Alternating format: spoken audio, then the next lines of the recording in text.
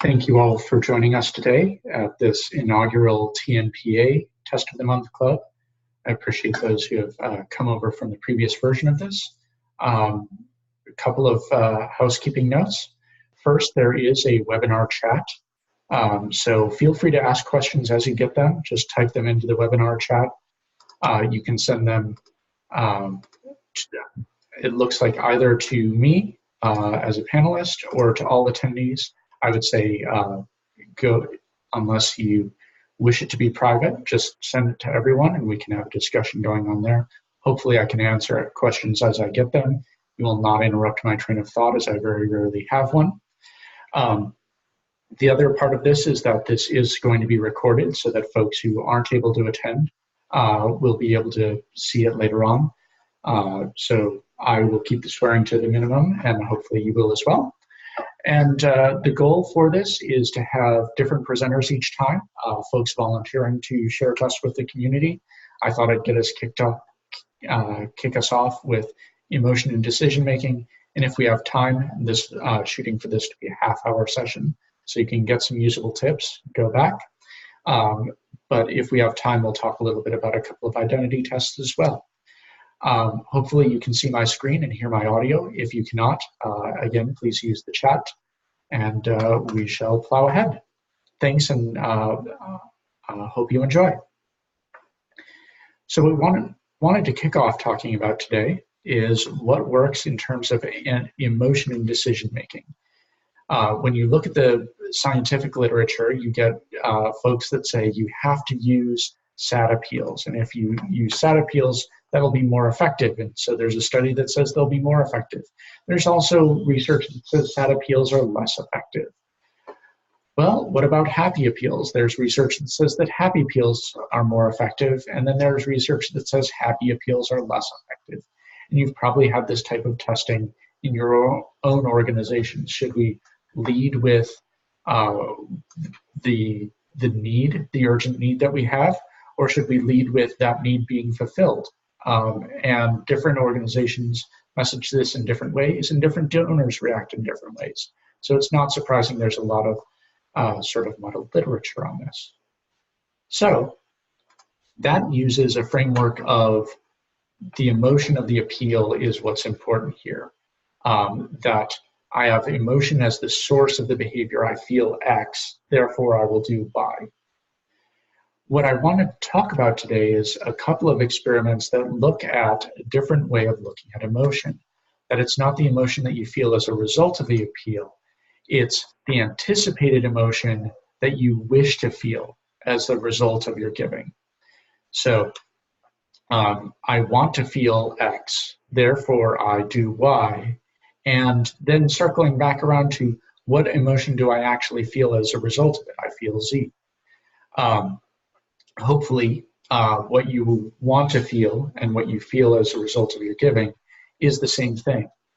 So how do researchers get to this? Well, with a mood freezing pill. And I should preface this story with the fact that mood freezing pills don't exist, but the placebo effect does exist. So people believe their mood is manipulated. Tell us recall experiences that make you sad. And then other people are given a neutral expression. So recall your route to work, so that people are thinking the same amount, but some people are feeling sad and some people are feeling neutral as a result of it. So each of these groups was then split in half, and half of them were given a mood freezing pill, which is just a placebo. And they were told that this pill freezes your emotional state. Regardless of what you do for the next half hour, you will feel the same. So people who were feeling sad would continue feeling sad regardless of what they do. People who were feeling neutral would feel neutral as a result of what they do. Then they were asked if for their help. So can you please help me? And if people didn't take the mood freezing pill, sad participants helped more than neutral participants. So if you were feeling sad, you wanted to help out, and with the thought potentially that that might change your behavior. So that goes to you should use SAT appeals because SAT appeals cause people to help. Well, here's the trick. People who did take the mood freezing pill helped just as much as neutral mood participants. So if it's the emotion that you're feeling as a result of the marketing, that shouldn't happen. SAT participants should help more than happy participants in both cases. But when they thought they couldn't change their emotion, they didn't take the action. So it's important because that undermines some of that evidence that it's emotion directly causing the behavior. It's people pursuing an emotion as a result. So with that in mind, can we, in our marketing, tell people what emotional state they're going to experience and help them experience it as a result? So this is a test that Catholic Relief Services did. Their control, the PS of the email was, your gift today will make a big difference when the next emergency hits. Obviously an emergency appeal. And then 3 emotional states. Same PS plus, did you know that helping others can make us feel happier too? There's happy academic, did you know that helping others can make us feel happier too, with a citation for that. Leave it to researchers to think that a citation will make everything better. And then pride. Your gift today will help us when the next emergency hits. And did you know that helping others can make us feel proud too? So this is a very blunt way of testing this concept. Can we tell people what their emotional state will be and increase their giving by evoking that in them? I have felt a certain way, now I want to feel happy or proud or apparently happy with the citation. And it turns out, yes, all of these test conditions increased revenue by increasing average gift and response rate, and our best performing one for Catholic Relief Services was pride, an 87% increase in giving. So I'm going to pause here. I don't see anything in the chat, but feel free to shout out those questions as this is our first test. So part of this emotional testing, feel free to keep getting those questions in, is an idea of loss aversion. So people were told that an unusual Asian disease, avian flu or the like, was expected to kill 600 people. One part was framed as 200 people will be saved, or we can have a 1/3 probability of saving. Oh, excellent question. Is there a reason that we use the word us instead of you in the test copy? So going back. No, not in particular. I think that was probably what the researchers had used previously, and so we were looking to replicate that. Us does have a nice sense of belonging to it, so I'm like one of the best appeals that you can give is people like us do things like this, and so us kind of includes the person in the statement, but I would wager it would work with you as well because you are directly addressing the donor in that case. So in this first case, there's a 1/3 probability that 600 people will be saved and a 2/3 that no one will be saved. So those are 2 programs in one condition. And in that case, 67% of people said, let's certainly save the 200 people. Let's not take the risk. Now, let's flip it around. 2 programs have been proposed. 400 people will die, or there's a 1/3 probability that no one will die and a 2/3 probability that 600 will die. You'll note this is the same question as the first one, but we're framing it as people will die instead of people will be saved. And in this case, 67% of people were more likely to take the risk. I don't want anyone to die, so I'll take the risk that the 1/3 shot that 0 people will die. So when it's saving, you want certainty. When it's people will die, you want to take the risk for the higher potential outcome. So the idea here is we are very averse to any sorts of losses. And you probably see this in gambling a lot. So I don't want to leave the table down, so I'm going to keep playing until I'm back up. And if I get up even by $1, I'm done. I'm quitting. Avoiding losses is a really powerful thing. So to that, this is a test with positive or negative emotion with an environmental organization, both donating and taking green actions.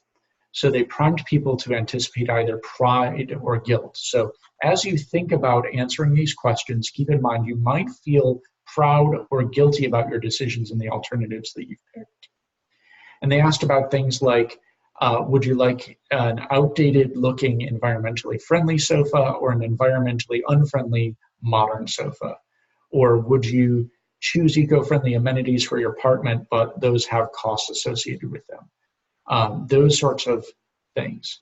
And at the end of the test, you get a dollar amount for participating. You can donate a portion of that to an environmental charity.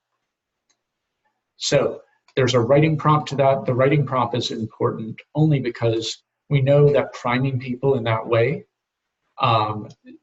priming people to feel pride by asking, so saying, you might feel proud about your decisions, you may feel guilty about your decisions. People who did a writing sample at the end had more pride and used more pride words in their writing samples, and people primed for guilt felt more guilt. So we know that that kind of priming works.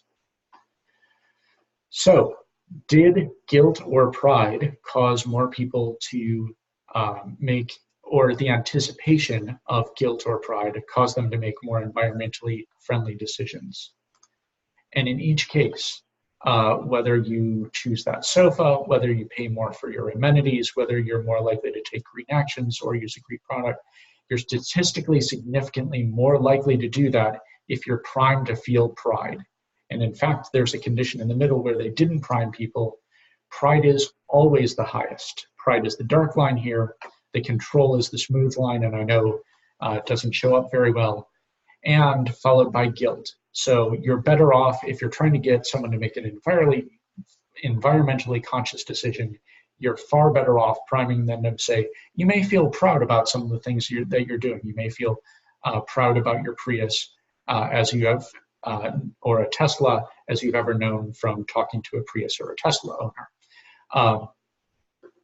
So pride is number one. You're better off doing nothing than talking about guilt, except in one case.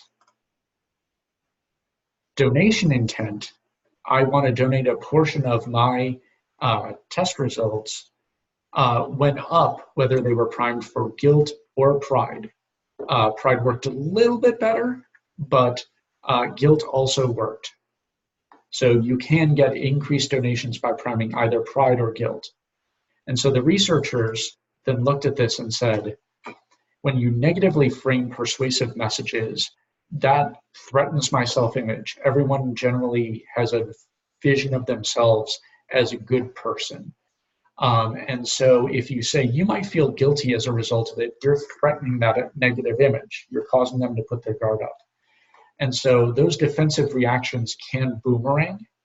And so they recommend that pro-environmental messaging uses an emotional appeal that looks at anticipation of positive emotions rather than anticipation of negative ones. But they don't know whether this has a lasting effect. For us, we're looking to get that donation. Ideally, there's a lasting effect, but if we can increase revenues, like with Catholic Relief Services, by having that priming, then we're going to do it. So another thought is there's a difference between past decisions and future decisions. It could be that guilt is backward looking. I feel guilty about things that I have done in the past, whereas pride is more anticipatory. It could be different or enhanced for current donors. Current donors, because they've already made a gift, may be looking for some impact of what they've done in the past, or they could be more future looking. So there's room for further research on this.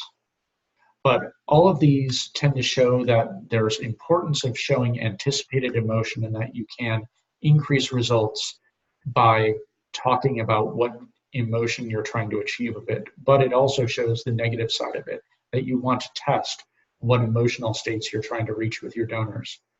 And while I wait for some questions on this section of anticipated emotion, one of the things this reminds me of is Alfred Hitchcock, when he did his directing, had two scripts, a green script and a blue script, and the blue one had all of the text in it.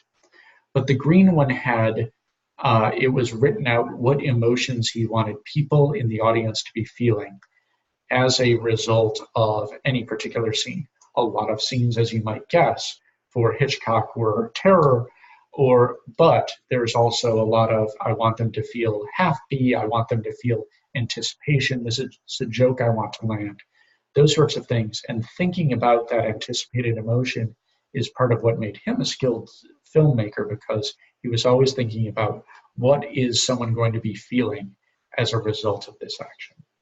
So any questions on anticipated emotion? It looks like the chat functionality going to all panelists is reaching us here. And I'll jump back for any questions. And since we have extra time, bonus tests will go into a couple of tests of identity. Apologize if some of you have seen these before, but identity is a person's innate reason for giving that fits into why they give specific to your organization. So I have a number of identities that I take with me throughout the day. So I'm male, I'm a husband, I'm a father, I'm a donor, I'm a Packers fan. In here, I'm a nonprofit marketer. You know, that's the identity that comes through as I present to you. It's been primed by the fact that I'm doing a webinar. It's been primed by the fact that I'm talking about test results, all of these sorts of things. I'm wearing that hat. And we get into dissonant situations when we wear a different hat to the wrong place. I don't wear my Packer fan identity to my parent-teacher conference. I mean, if I were a Raiders fan, I could get arrested for that. And so identity is very context-specific. We have a question in here about, does it matter how early in the message you use that emotional primer? In the CRS example, it was the PS, so it occurred at the very ending. Should you prime it early, or is it okay to do it late? My inclination would be that you want to do it early, and PS is a bit deceptive because with emails or mail pieces, people will often read, is it addressed to me, number one? I read the first sentence or two to make sure that there's context. I look to see who it's signed by, and I look to see the PS. And if I'm very lucky, they read the rest of the message. So PS is actually priming a bit more than its place in the piece would suggest. But honestly, this is something that you could test in a subject line or subhead as well to make sure that people are primed. And in fact, we'll show an example of not emotional priming, but identity priming coming up here.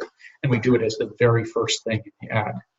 There's another question to say, could adding social proof to pride or guilt help? You'll be proud to be in the blank number of people who care enough to give. It very well could. That's one that I don't know and I haven't seen studied, so let me go back to Dr. Kiki Kumaridu on our staff here. She's our behavioral scientist, and ask her that one because that's an interesting question. And hopefully we can bring it back around next time. My guess is that it could, but that there's probably also a higher likelihood of backfiring with social proof. Anytime you're bringing in other people, you increase your risk factor a little bit. So I'm guessing you may have some high highs and some low lows coming from that if you were to try it. But I will scour the literature and see what we can find.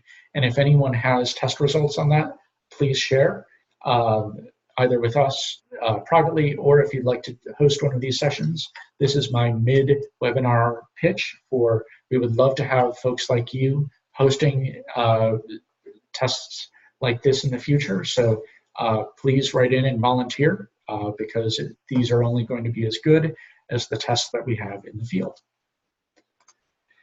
So with that identity in mind, people looking at an American public radio station. So people were calling into the radio station on a fundraising drive. Some were simply asked, how much would you like to give today?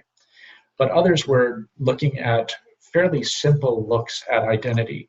We had another male or female, depending on who was calling in your community who gave blank dollars. How much would you like to give today?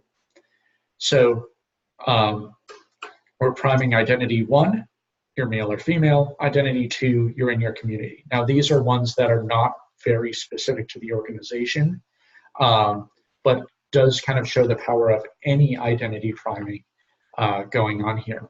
So when you're given social information and those identities match you, having that social information increases giving. So the control, they gave $86. If you were told that someone like you in your community gave $75, your giving ticked up a little bit.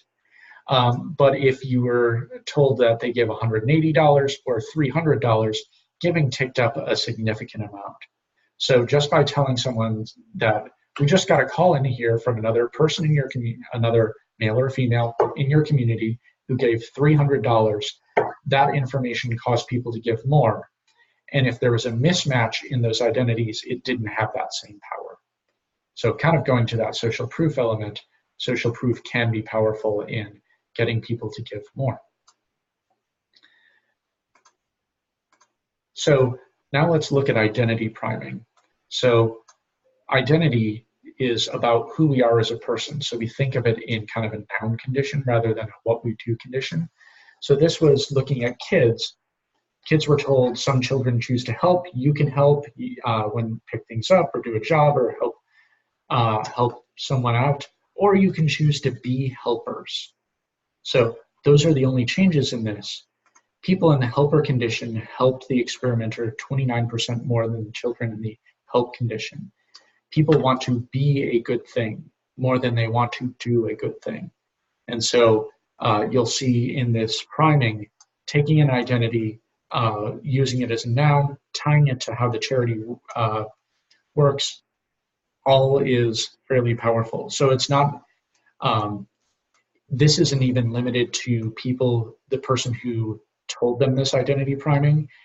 They did a second experiment where they were told this be helpers and then exposed to a new adult who asked them to prime, and there they were 22% more likely to help. So it fell off a little bit, but there's a lasting effect of tolding you want to be something good.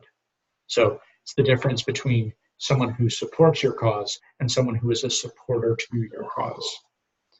So how does this fit in with identity?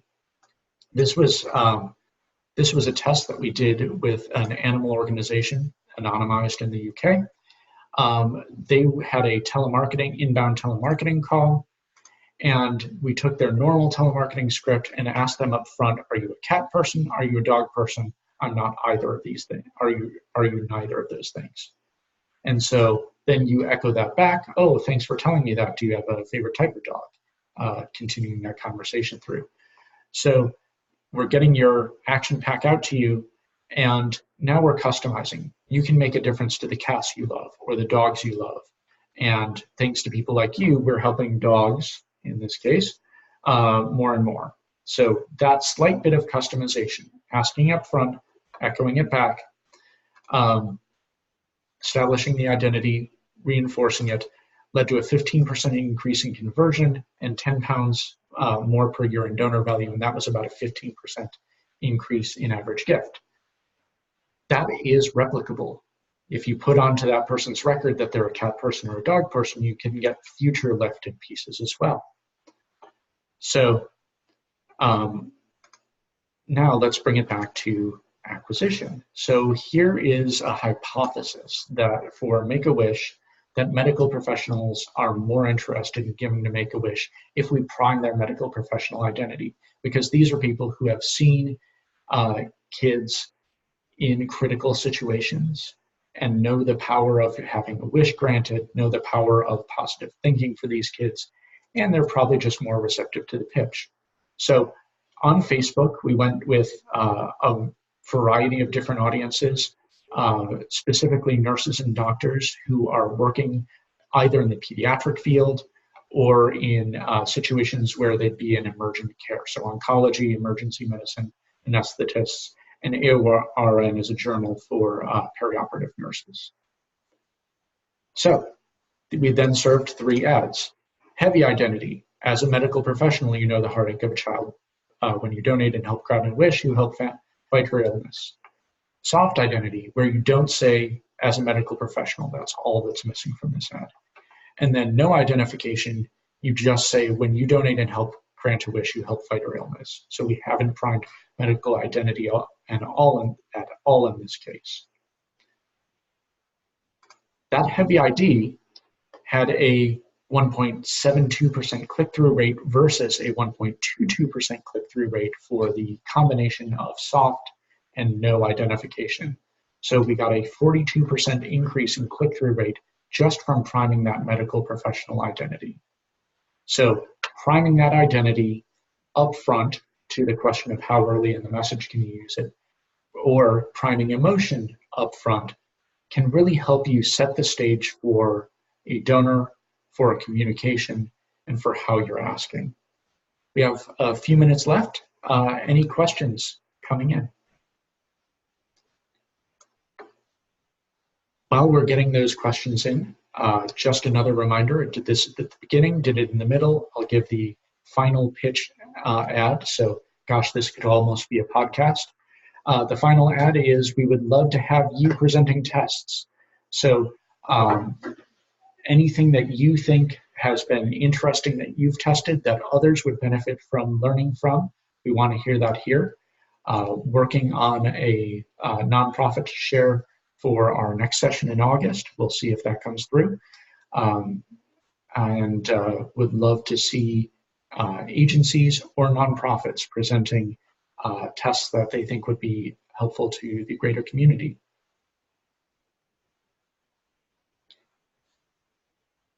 Pausing for questions.